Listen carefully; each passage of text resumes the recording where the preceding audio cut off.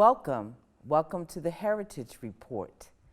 Today, our subject is the Whitmore Complex, the garage and park, and I have two special guests with me today. With me today is Lonnie Moyer with Arundel County. Hello, happy to be here. Thank you for being here. And I also have the Director of Arundel County Recreation and Parks, Rick Anthony. Yes, thanks. Happy to be here as well. Thank you so much for coming. Recently, we had an event at the Stanton Community Center surrounding our reimagining Whitmore Park. Whitmore Park was built in the 70s. As you know, it is bounded by Calvert Street, Clay Street, and Washington Street. Much of the community was torn down when the complex was built. Now it's 2019, we have a new county executive. We have a park that has been raised from the dead, that I'm gonna say. It's a beautiful park. So our county executive and our Director of Recreation and Parks has given the opportunity for the community to tell them what they think. Should it be a new name? Should we do art? And if we do, is it thematic? Should we have activities? So we had that event. We're moving forward. So Rick Anthony is here to tell us a little bit about moving forward with the Whitmore Complex, Park, and Garage. Thank you. Yes, no problem. It's certainly been exciting for our department to play a part in this. As you know, the park was in need of some loving care, so we're thrilled, especially the proximity that it has with the county government and the city. We were thrilled to be able to come in and give it a facelift, and that's kind of what we do anyway. But this past event was certainly something that opened my eyes to understand the history of the park, and I was very appreciative of that. So thank you for that, and thank you for all the community members that came out. Yes. Because they continue to give me an education. Yes, they did. About the park and the events there. And as you know, we put the pavilion, the Mike Bush Amphitheater, and I think that was an appropriate place for that, and hopefully the community will be able to enjoy that from time to come. But understanding where the name came from, and my part in all of this was really talking about the name. Mm-hmm. Should we change it or should we not change it? But you know, hearing the history from the old Fourth Ward, hearing from some of those grandchildren and maybe even children or people that actually lived there, yes. Really opened my eyes to the community, the vibrant community that was there. So I do have some thoughts about the name.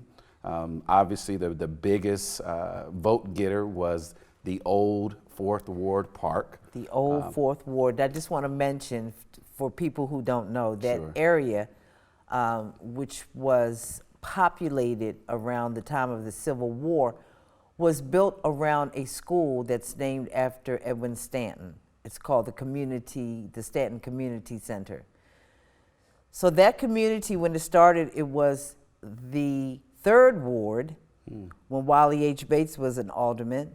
Then it became the Fourth Ward, and now it is the Second Ward. But the people who love it remember it as the old Fourth Ward, because that is when it was vibrant, a self-contained community until urban renewal. So let me let you finish. I just want to give a little history. No, thank you. Yeah, yes. No, that was, and they discussed that a little bit at the meeting on that Saturday. The second vote getter was keeping the name the same after John Whitmore, which I'm sure you know the history yes. of Mr. Whitmore as well. And then the third one is the People's Park.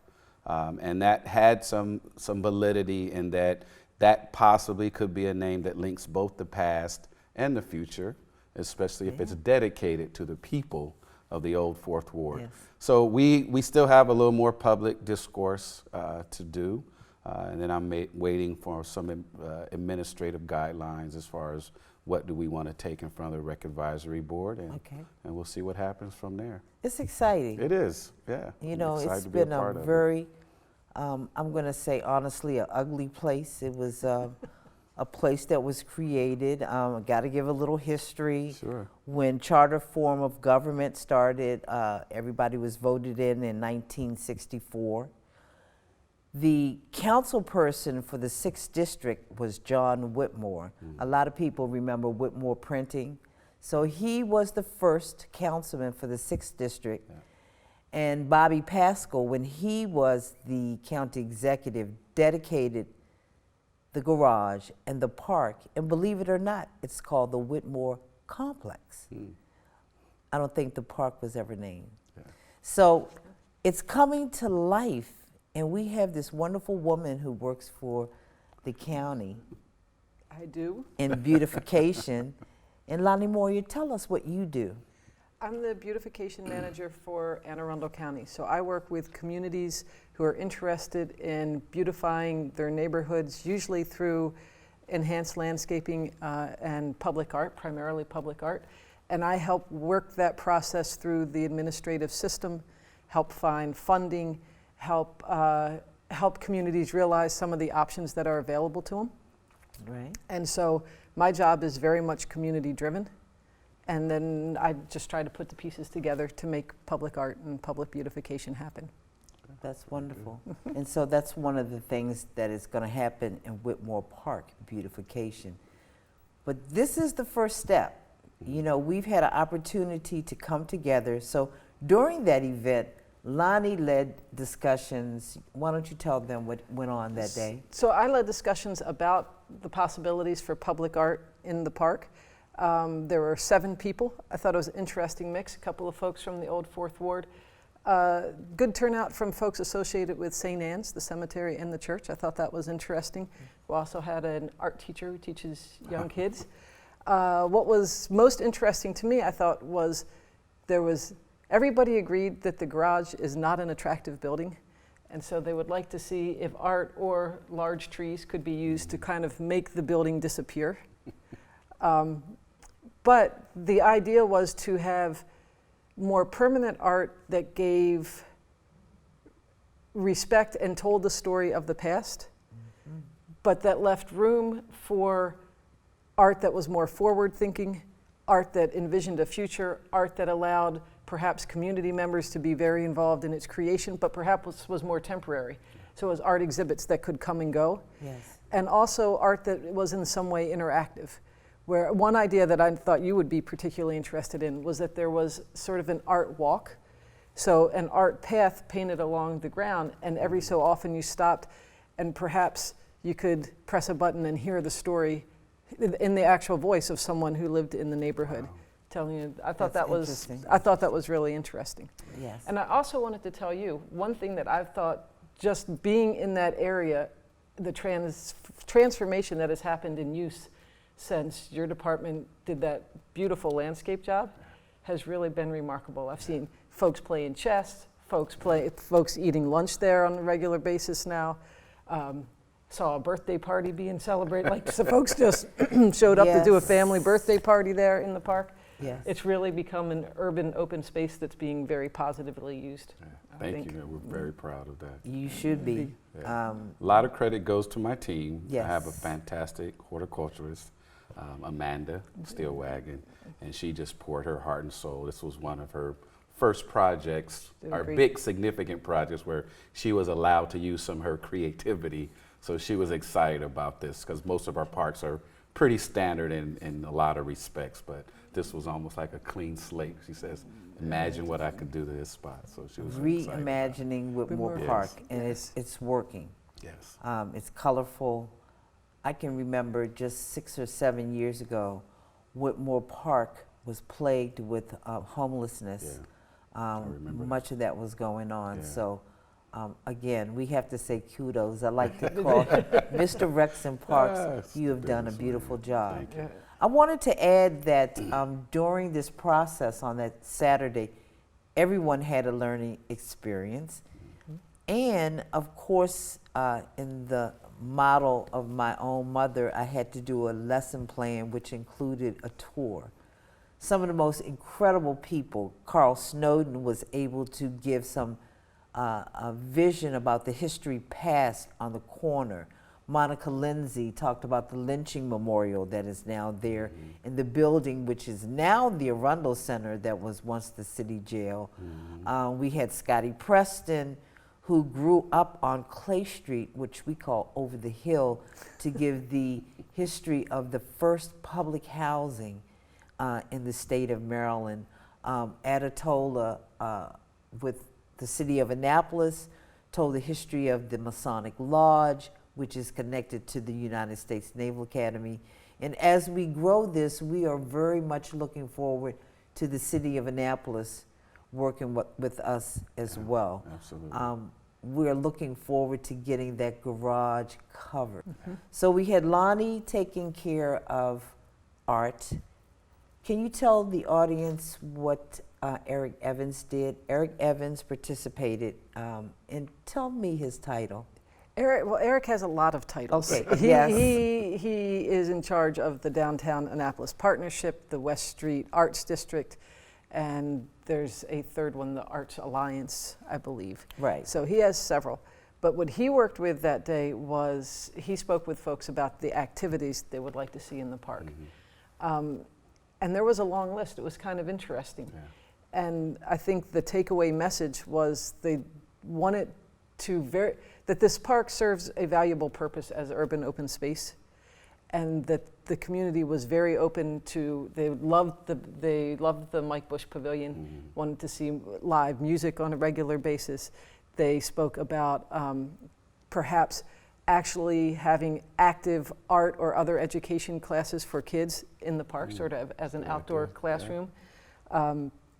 I think there was openness to some, I'm trying to remember the list because it was a long list. It was very long. There was some openness to exercise classes if somebody wanted to do Tai Chi or yoga or aerobics in the park, something of that sort. So I think there was quite a bit of openness, definitely wanting to include opportunities for children to be active there, and definitely wanting to see the park used. Yeah.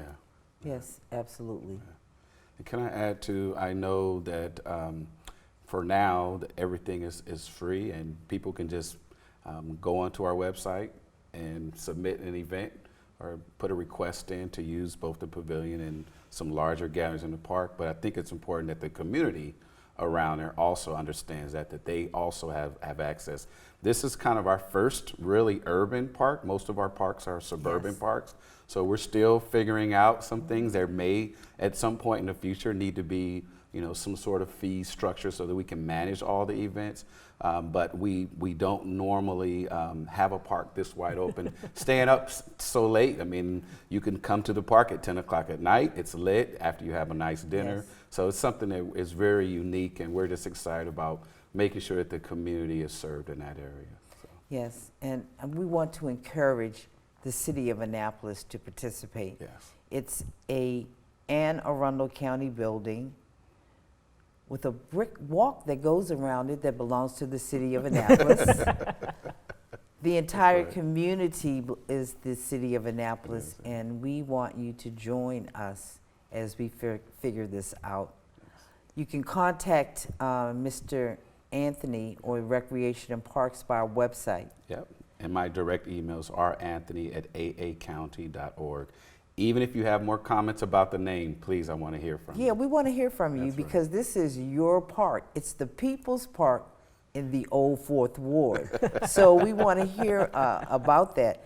I want to commend you as well. The work that you're doing, I drove down West Washington Street, and it is really unsightly when you see the gravel and weeds, and there are no more weeds. There are flowers going around the building. We have some art. We have Jeff Huntington, who has done some art on the, I'm going to say in between Calvert Street and West Washington Street. Alley? And yes, it's like an alley. And he did a mural of Pearl Bailey. Why Pearl Bailey? Keeping the history in art now and in the future. Pearl Bailey lived on West Washington Street for 2 years. She came straight from vaudeville. She made $20 a week. She was a part of the community. So these are the kind of things that we want to see. I've been talking to Rick Anthony. There are how many benches in that park? I believe 9 to 12. I'm not positive. So pretty soon you got to stay with us because we're doing all kinds of things. Yeah. We still want to tell your story. Tell us your story about the Old Fourth Ward. You can contact me, Janice Hayes Williams, at exhaye22@aacounty.org. Call me. I am going to be doing 2 Saturdays a month to gather all that history about the love of the Old Fourth Ward, urban renewal, and the history that needs to be included in what we now have as African American Voices, a website that now tells the history of Anne Arundel County throughout the heritage area, and we want to include that. Did you have any more comments? Anything you'd like to tell the audience? How they can contact you? They can contact me. The Yes. best way is via my county email, which is CSMOYE. That's CS as in Central Services. Yes. CSMOYE77@aacounty.org. Thank you so much. You're very welcome. Thank you. Any last words, Mr. Anthony? Well, I would like to commend you.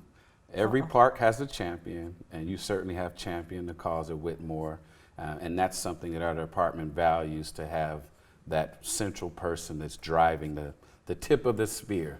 And you have been a great tip of the spear in my side. I But I love appreciate that you call my work, working for Councilman Trumbauer Yeah. for all those years. I had to walk by that park. Yeah. And it's like the whole county would say, Janice, are they ever going to do anything? And so I would go, Chris, are they going to have? So I was in your side, right? and I was in his side, Yep.